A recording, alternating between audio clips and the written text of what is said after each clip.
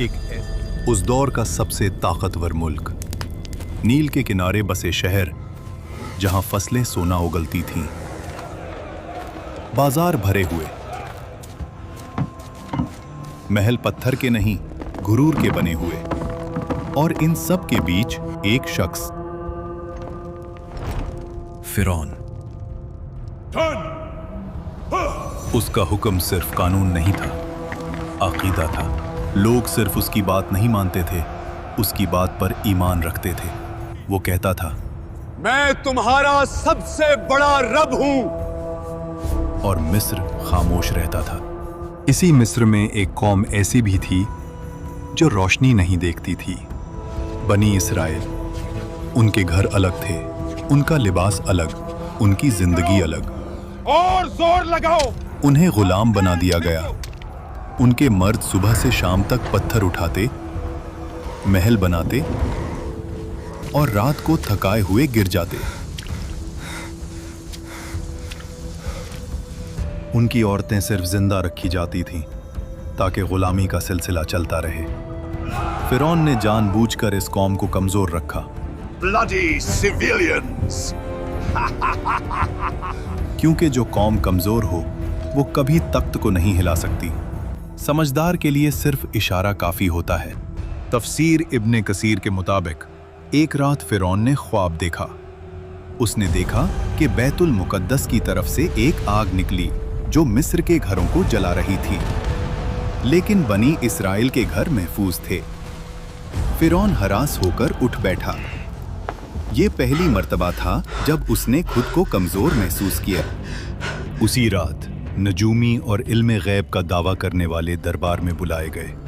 ख्वाब सुनाया गया और फिर वो जुमला बोला गया जो तारीख बदल देता है। बनी इस्राइल में एक लड़का पैदा होगा जो तेरी सल्तनत के जवाल का सबब बनेगा। यहीं से फिरौन का गुरूर वहशत में बदलने लगा। डर जब दिल में आ जाए तो अकल चली जाती है, और जब अकल चली जाए तो जुल्म पैदा होता है। फिरौन ने सोचा, मसला पैदा होने से पहले खत्म कर देते हैं। और फिर वो हुक्म लिखा गया जो कानून नहीं, कत्लनामा था। फिरौन ने कहा, बनी इसराइल के हर नए पैदा होने वाले लड़के को मार दो। शहर शहर तलवार चली, माओं की गोद उजड़ी, हजारों मासूम जान से गए। इसी जुल्म के दौर में मूसा अलैहिस्सलाम पैदा हुए। उनकी वालिदा हर पल खौफ में रहती थीं। तब अल्लाह ने कहा, इसे दूध पिलाओ, और जब खतरा महसूस हो तो इसे दरिया में डाल देना, और डरना नहीं, हम इसे तुम्हें वापस लौटा देंगे। तफसीर के मुताबिक उस माँ ने खामोशी से मूसा अलैहिस्सलाम के लिए एक संदूक तैयार किया और उसे दरिया में रख दिया। दरिया बह रहा था और उस पानी पर एक छोटा सा संदूक। मूसा अलैहिस्सलाम की वालिदा ने अपनी बेटी से कहा, दूर से देखते रहना, मगर पास मत जाना। वो बहन छुपकर चलती रही। आखिर वो संदूक पहुंच गया फिरौन के महल के किनारे। फिरौन की बीवी हजरत आसिया जब संदूक देखती हैं तो उसे खुलवाया जाता है, और जैसे ही उनकी नजर उस बच्चे पर पड़ती है, अल्लाह उनके दिल में रहमत डाल देता है। वो फौरन कहती हैं, इसे कत्ल ना करो, शायद ये हमारे लिए फायदेमंद हो, या हम उसे बेटा बना लें।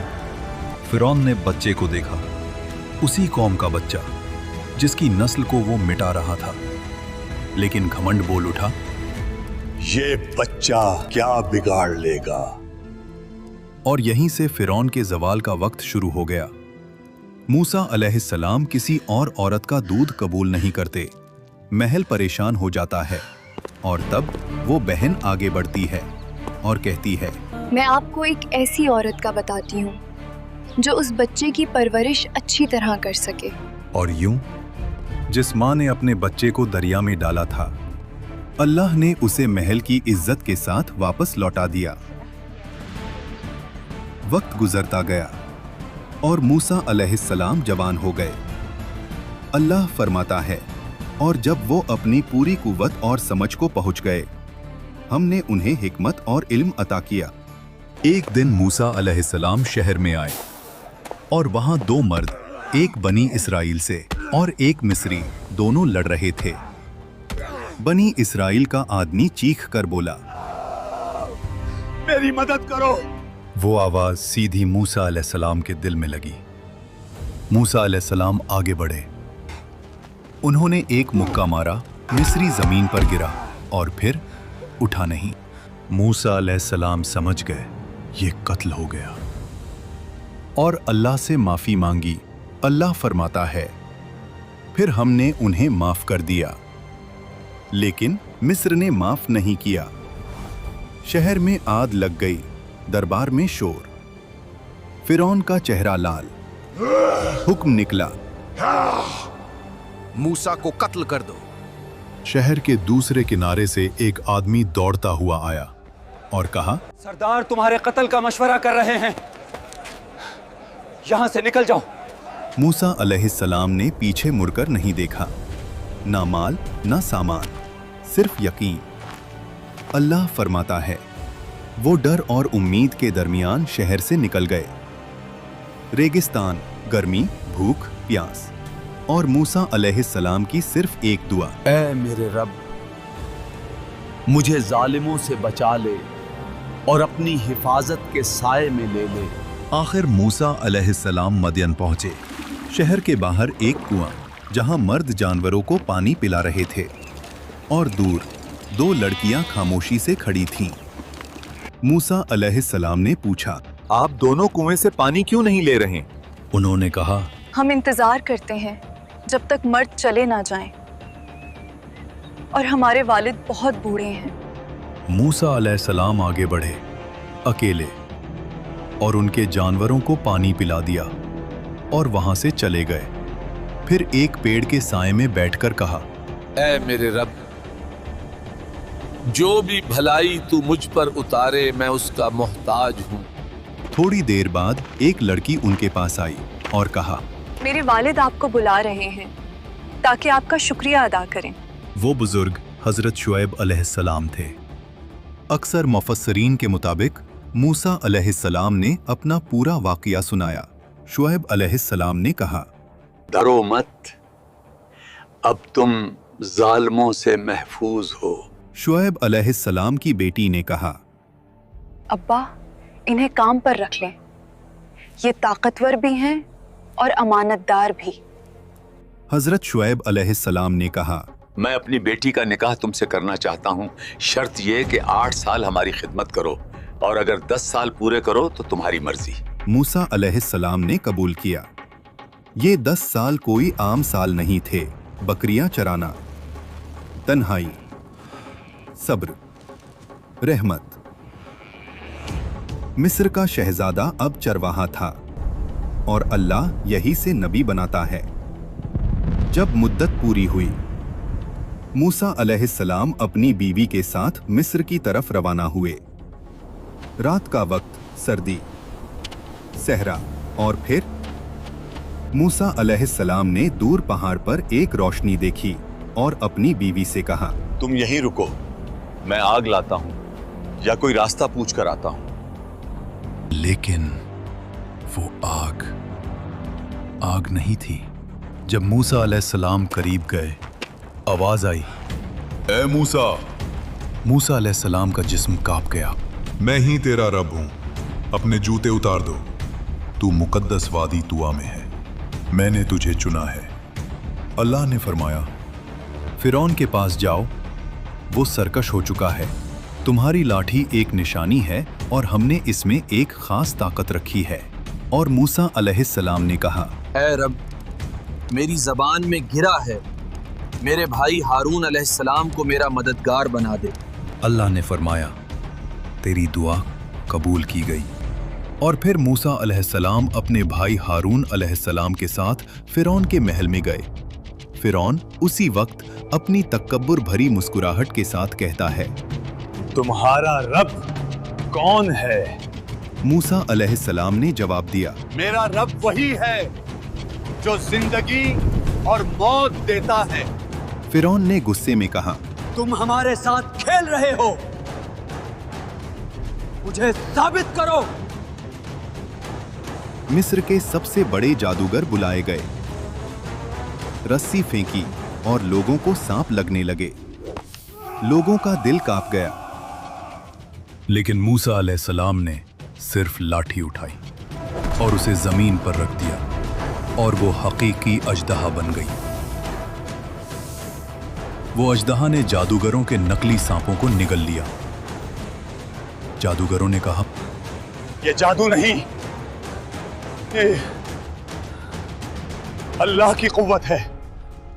वो सब सजदे में गिर गए। फिरौन का घमंड, सख्ती और गहरा हुआ। वो चीखता, ये सब झूठ है, मेरा रब सिर्फ मैं हूं। कुरान कहता है वो जुल्म में घिरा रहा और फिर अल्लाह के अजाब का इंतजार किया।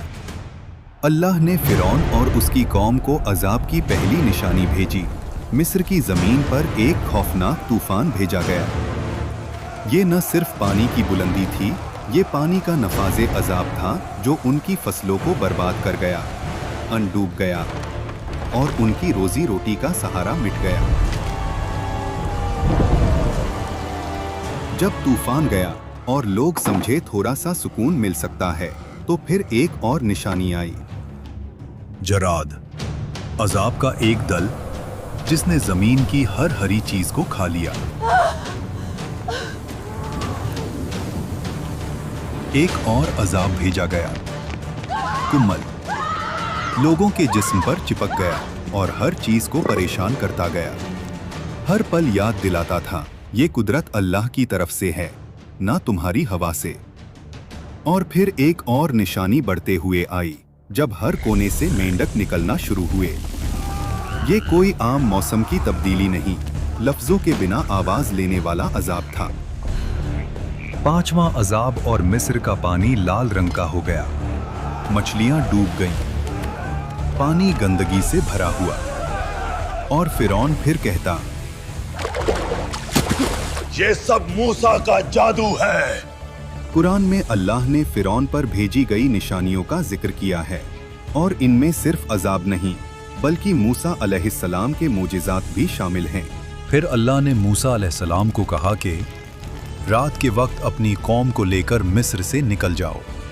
कौम ने खामोशी से अपने घर, अपनी जिंदगी और तकब्बुर से निकलते हुए रास्ता रखा। न उनके पास ज्यादा सामान, न कोई तलवार, सिर्फ अल्लाह की मदद का यकीन।